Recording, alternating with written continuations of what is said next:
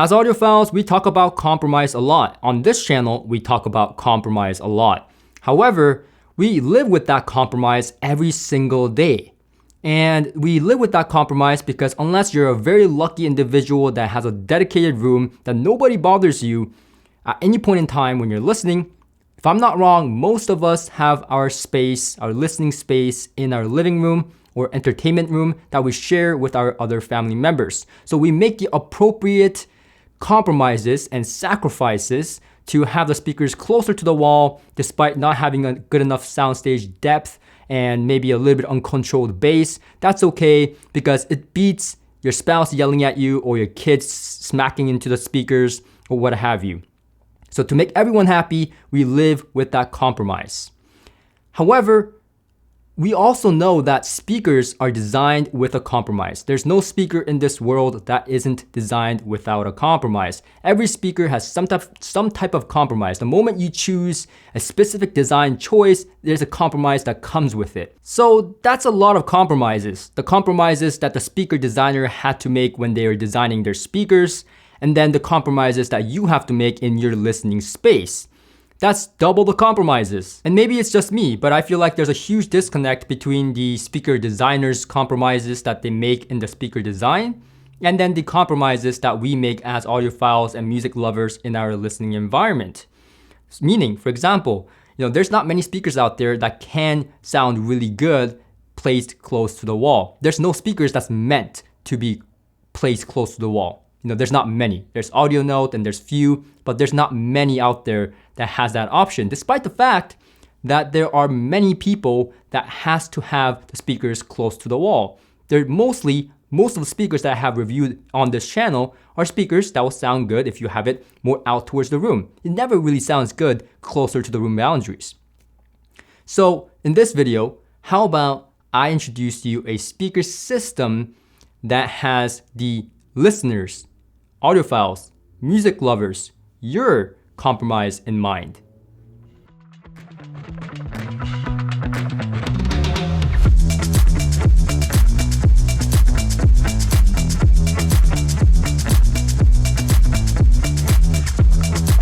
Yes, today we're talking about the Sigberg Audio SBS.1 loudspeakers. These are powered loudspeakers with Hypex Encore modules powering each speaker. So 350 watts per channel. Each speaker gets their own module. That's a lot of power. 350 watts for these bookshelf speakers. Now, these are a coax design. So they have two 5.5-inch woofers, one of them surrounding a tweeter in the middle. It's a silk dome tweeter, 1 inch. And so you get very nice phase coherency and imaging as you would expect from a coax design. Another example of a good design like this is the KEF LS50 Meta, a great loudspeaker that many of you know. And I would say that these, in contrast to those, have better focus and has better center imaging and has more or less a more phase coherent, easy to discern type of imaging than even the KEF LS50 Metas. And so I definitely appreciate the phase coherency of coax drivers.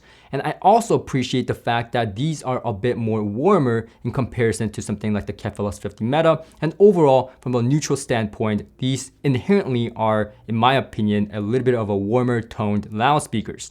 However, because they are a powered loudspeaker, they do have 3 different DSP settings. And number 1 is the P1, which is the stock tuning, giving you the most flat and neutral response, the Sigberg audio sound, which by the way, I still find to have warmth and body and meatiness to the mid-range and overall sound, despite having all the high frequency detail. Next is the P2 setting. The P2 setting is a compensation for if you have the grills on, or if you just like a little bit more high frequency. It lifts the high frequency about 2 dB. And what that does on well-recorded tracks like Yellow, for example, you guys know I love this track. On tracks like these, and the catch is that it has to be well-recorded. When it is, it gives you heaps amounts of spaciousness, even more than the P1, and I actually preferred the P2 setting on tracks like these. Lots of spaciousness, lots of micro details, and just absolutely blissful. However, for people like me that love a warm sound, they also have the P3 setting, which brings the high frequency down by 3 dB, which honestly, I didn't like as much as the P1 and the P2. And that might surprise you because I'm all about that warm sound. However, I did feel like the high frequency detail was a little bit too recessed in comparison to the P1 and P2 because again, these speakers I find to be inherently a warmer toned speaker to begin with. So yes, I prefer the P1 and the P2. However, P3 option for those that like a really rich warm sound is still available. So they have something for everyone. Or maybe I spoke too soon. 3 settings can't possibly account for every situation. You may have, reflective walls or overdamped room, or possibly 3 settings, all 3 you just hate it.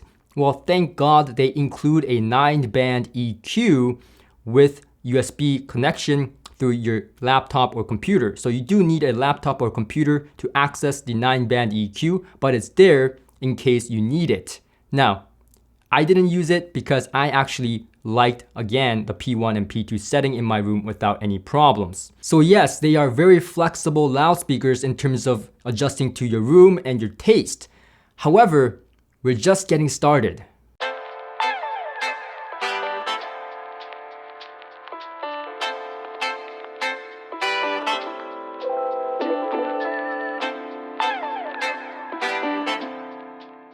Now these speakers have amplifiers built in, but they do not have volume control. So you do require a network player, a streamer, like the Volumio for example, that has a digital volume control so that you can control the volume.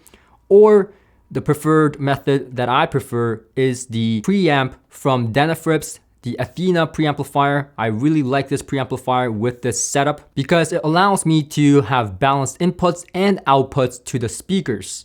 Now for the input, now you need a DAC so that I can connect something like my AudioNote DAC 5, which is a very high-end DAC that does have a balanced output. So everything is balanced from the DAC to the preamp to the speakers. Now this is optimal, but what if you don't have a balanced output? Meaning, let's say you have a streamer that has a built-in DAC that only has RCA outputs. That's fine too, because these speakers have RCA inputs as well. Now in terms of setup, you may realize that I have moved my bamboo trees to have these speakers extremely close to the wall. In fact, they're about 7 inches from the wall behind it. And that, to most audiophiles, is a no-no. However, in this case, it's a yes. These speakers were designed to be close to wall boundaries. In fact, the actual manual says that the speakers should be around 4 inches from the wall behind it. And of course, depending on the room, you adjust a little bit. But yes, it's meant to be close to the wall behind it to sound its best. And there are a few reasons as to why this is. But first thing is first, what is important to me is sound staging. For me, sound staging is the most important, especially the depth and sound stage, and that's why I have this huge quadratic diffuser behind me that is built into the wall. So that depth and sound stage is very, very important to me, and every time I have speakers close to my wall, even with the quadratic diffusers, the sound stage, the depth is just never satisfying. It sounds like it's coming from the wall. However, with this speaker, close to the wall like this, I still get depth and soundstage. Now, when I pull these speakers out into the room, which I have tried, it does give me a nice depth and soundstage more than if I push them close to the wall. That's just unfortunate physics. At least in my opinion, they do still have deeper soundstage when they are pulled out. However, they do have exceptional soundstaging in depth when they're close to the wall as well. And that's a first.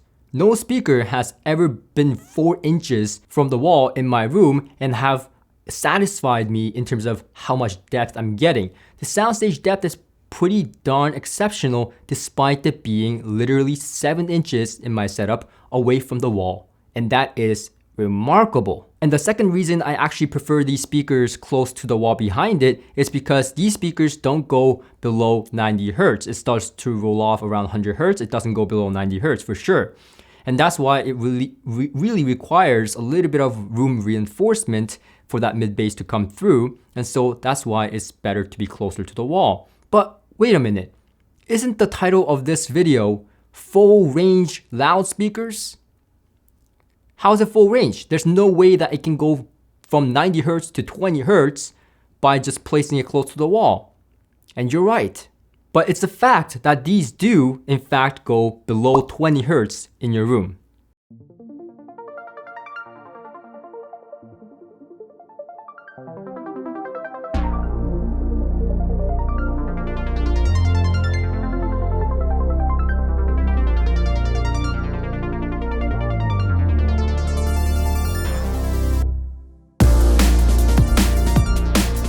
So yes, the speaker system, not speakers, but speaker system does go below 20 Hz with the additional of the Inkognito Subwoofer. I have the 12-inch version here, but they also sell a 10-inch version depending on the output and the room required. However, when you choose the P2 setting on the subwoofer itself, it automatically adjusts to the speakers, allowing it to blend perfectly. Now, of course, you have to control the volume dial up and down to make sure that it blends seamlessly.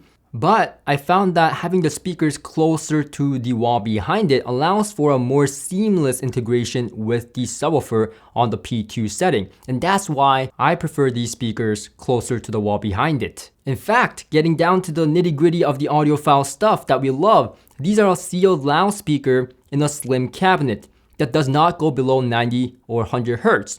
So anything above that, that's what the speakers do best. They're focusing on mid-range and high frequency, and that's what these speakers are amazing. And with the addition of the coax driver, these speakers are very, very good at imaging, sound staging, both width and depth, despite it being close to the wall. And they're able to portray each and every music beautifully, from vocals to string instruments, with detail, warmth, and body and meat to the sound. And that's what they're doing. They're concentrating on the mid-range and high frequency fidelity and leaving lower octave to the subwoofer that is meant to do bass well. And that's why this speaker system is able to go down to 20 Hz or below in your room without any issues. And not to mention, these subwoofers are absolute beasts. They can go sideways, like how I have it here, vertically, or you can have it horizontally and have it face down with the addition of the feet. And I'm gonna make the assumption here that these are called incognito because they're slim, just like the bookshelf speakers here, but even slimmer, so that it can fit in any situation. In fact, I believe that these subwoofers can actually be wall mounted if you really hate your neighbors. But yeah, they do come with a rig to wall mount them, which I didn't do because I do have to respect my neighbors. But yeah, jokes aside, these subwoofers are kick-ass. They really rock and pressurize your room. And they have tremendous output, and definitely digging low to the lowest octave, they're able to portray really big scale and dynamic swings. These subwoofers just kick ass. And of course, you don't want to localize them, so you want to make sure that you dial it down so that you just fill in the gaps to make sure that you're having it seamless with the speakers. But when you do, the scale and the sound you get is unbelievable, and the sound I'm getting is like from a full range big towers. So yes, this system works, especially because these speakers being crossover so high, meaning that these speakers are taking care of that mid-range and high frequency and dedicated to that. So yes, if you want a full range response and the ultimate musical enjoyment, then you definitely need a subwoofer with these speakers. It's mandatory. It's not optional, it's mandatory in this case because these speakers don't go that low to begin with because they're meant to be paired up with a subwoofer. So you can use your own subwoofers, but preferably it would be the Sigberg Inkognito Subwoofers that you'll go with. And Sigberg also says that 2 of them is more preferred than 1, which I do agree with. I only have 1 here. But 2 of them will allow for better bass dispersion and allow you to have less localized bass, which is a plus, and so they do allow that. Now, how do you make that happen? Well, there is a pass-through on the back of the Sigberg Audio speakers, which allows you to go and connect it directly to the subwoofer, allowing you to have a seamless connection between the subwoofer and the loudspeakers. So a very smart and intuitive design. And lastly, I did prefer these speakers towed directly out towards the room with almost no toe-in or maybe slightest toe-in ever, because these speakers, the soundstage is massive when you have it faced towards, directly towed out towards the room. But when you start towing them in, yes, the imaging gets slightly more focused and the high frequency is a little bit more focused. However, you do lose that width and soundstage. The width and soundstage is pretty massive, as you would expect from a sealed bookshelf loudspeaker, creating a very large atmospheric width of sound. And again, the depth is pretty adequate. I wouldn't say it's the best depth I've heard, but the depth is definitely adequate considering that I'm hearing things, behind the wall. So that is impressive. So overall, sound is spacious, it is musical, warm sounding, very little noise, very crisp sound. The high frequency, there's a lot of detail there. However, it's not forward sounding. Like I said, the overall sound is pretty laid back. And more than anything, I love the fact that when I have these speakers set up properly, the key takeaway is that you get imaging and sound staging like you would expect from a sealed bookshelf speaker, while having the bass customized to your room so that it's pressurizing evenly. I don't have to play around with setup too much. It's just dialed in perfectly. And once you do, and it's easy to do, you get this full range sound. So it's like the best of both worlds. It's like having a really nice floor stander and also a very nice bookshelf speaker. And that's exactly what you have. Because with most loudspeakers, it's a balancing act, right? So if you have a really big floor standing towers, then, especially in a room like this, then you may not get perfect imaging or sound staging. You'll get really nice scale and bass and, deep bass, but you're not gonna get that same effect as if you would have a sealed, smaller, bookshelf speaker that's allowing it to kind of open up and give sound staging and imaging and phase coherency. So this is kind of like best of both worlds, and that's what I really love about this speaker system. Now, lastly, we do have to get down to some of the cons, and there's 3 that I can think of. One is that in my experience with these speakers, I feel like they do require some volume. Although the P2 setting with a little bit of elevated highs do well in lower volume settings, as for the P1 and P3 setting especially, I feel like the volume, as you increase it, right, it requires some volume for it to start kicking ass in your system. So I did enjoy the speaker at louder volumes than lower volumes. But again, lower volume, not bad, especially with the P2 setting. Now, the second con or caveat, and something that I really would have liked to see on the speaker, is a volume control. Yes, having an external preamplifier may be nice if you prefer that, but it also wouldn't be a bad thing for the speaker itself to have volume control, especially considering that, if I'm not wrong, the Hypex module inside this speaker does allow for volume control. So I'm not sure why they did not include that, especially at the given price point, which we'll talk about. But I feel like that's a little bit of a missed opportunity and something I would have liked to seen.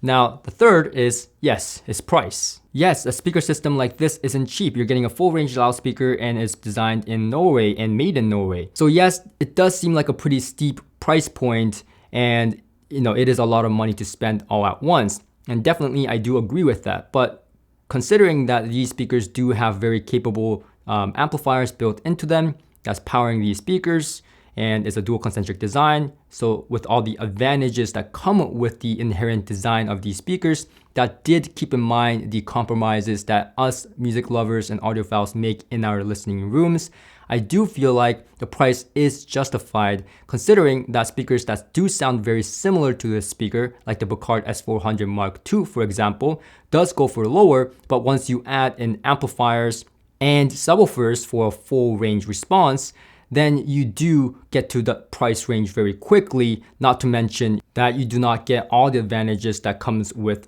the SBS.1 speakers. So that's pretty much it from me. I did really enjoy these loudspeakers. They do have a warm tone that I really like, and they are very flexible. And I love the fact that they have the audiophile and music lovers compromise in mind. So I really love that fact. I would love to see more speakers like this, and big kudos to Sigberg Audio for bringing this to market. My only, and I get why, but the only thing is that I do wish that the price was more accessible for a lot more people to be able to hear this wonderful sound. But that's pretty much it, and I hope to see you guys in the next video on my next journey. And make sure to click that like button if you like this video. And let me know in the comment section what compromises are you making in your system today, and are you okay with living with those compromises? Now let me know in the comment section. Love to hear from you guys, and I'll see you guys on the next one. Until next time.